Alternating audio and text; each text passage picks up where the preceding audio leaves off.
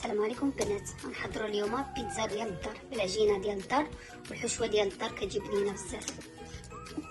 نعملوا كفيته كونجولي، كنزيدوا عليها شويه زيت. ديجا انا شعل عليها النار، شعل عليها العافيه مهيله. كنزيدوا واحد شويه ديال الملحه،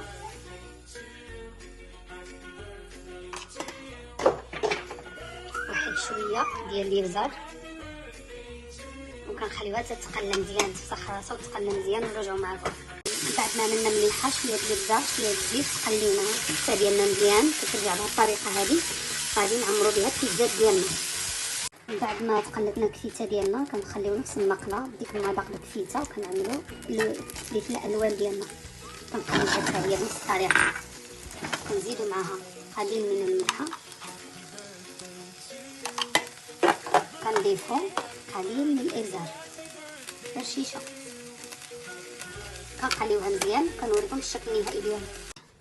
من بعد بدات الحشوه ديالنا كطيب غادي نعملو. انا كتعجبني الصراحه هاد الصوليس هادي، كتجي مزيونه بزاف، كتجي حامره، كتجي مزيونه احسن من اخر. الصراحه كتعجبني نستعمل هادي. ولا كانت عندكم لاصوص منزليه معدله على يدكم عدلوها. بالنسبه للخبيزات ديال الدار اللي نعدلو نشاركو معكم ان شاء الله. كنعملو البيتزا ديالنا الكفته اللي جبنا، كنفرقوها على هاد الشكل هذا. من بعد ما عملنا بيتزا بكفته، المهم كفته كنزيدو فلفل الوان، كنوزعو عليها ديك الفلفل الالوان اللي خلينا في نفس المقيله، عملنا نفس المليحه والابزار، كنوزعو عليهم بهذه الطريقه شويه شويه. كيكون منظر مزيان الصراحه في البيتزا حتى المذاق.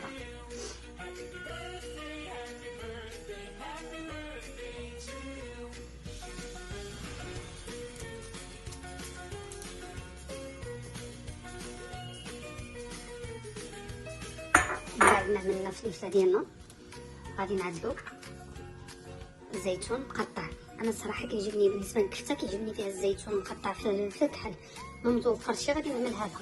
المهم نتوما اللي كيعجبوهم لو اللي ما كيعجبوش ما يعملوش، كيجي مزيان الصراحه.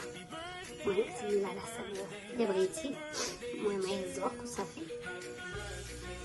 صراحه جا هاد البيتزا كتجي مزيانه.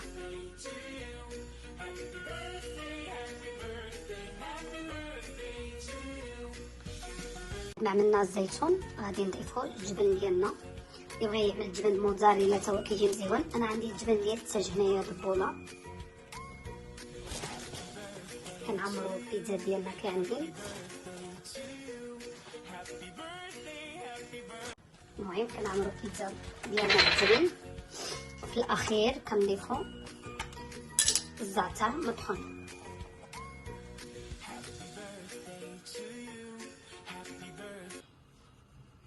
بعد ما عدلنا، بعد ما وضعنا الزعتر كيعطيها مذاق مزيون.